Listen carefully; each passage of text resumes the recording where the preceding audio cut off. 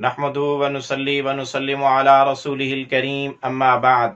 محترم معزز سامعین و ناظرین، مفتی سعید الرحمن سعدی آپ کو اپنے چینل پر خوش آمدید کہتا ہے۔ معزز سامعین، آج کی اس ویڈیو میں ہم انشاءاللہ العزیز خواب کے اندر ام المؤمنین اما عائشہ صدیقہ طیبہ طاہرہ رضی اللہ تعالیٰ عنہ کو دیکھنے کی تعبیریں بیان کریں گے کہ اگر کوئی مرد یا عورت خواب میں ام المؤمنین تمام کائنات کے مسلمان مردوں عورتوں کی ماں، روحانی ماں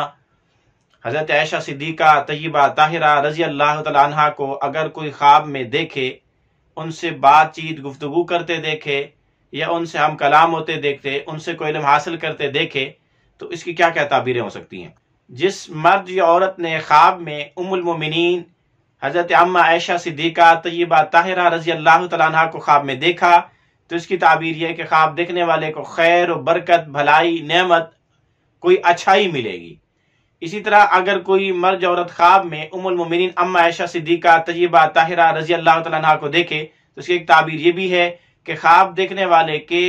اما عائشہ سے عقیدت، محبت اور عظمت دل میں بہت زیادہ ہونے کی علامت و نشانی ہے۔ اسی طرح اگر کوئی خاتون خواب کے اندر، کوئی لڑکی خواب کے اندر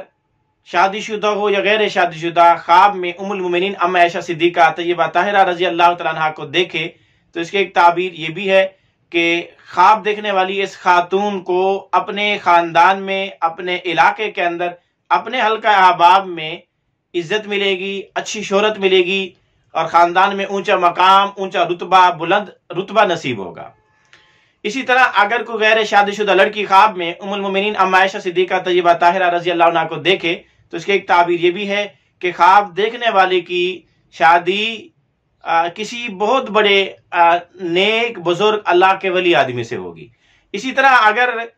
کسی خاتون نے یا کسی مرد نے بھی خواب کے اندر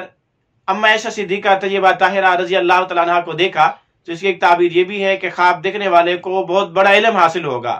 اور دین کا، شریعت کا مخصوص علم، مخصوص احکامات اس کو معلوم ہوں گے۔ اسی طرح اگر کوئی مرد خواب کے اندر ام المؤمنین اما عائشہ صدیقہ طیبہ طاہرہ رضی اللہ تعالیٰ عنہ کو خواب میں دیکھے تو اس کی ایک تعبیر یہ بھی ہے کہ خواب دیکھنے والے کو کسی نیک بزرگ عالمہ خاتون سے علم حاصل ہونے کی علامت و نشانی ہے۔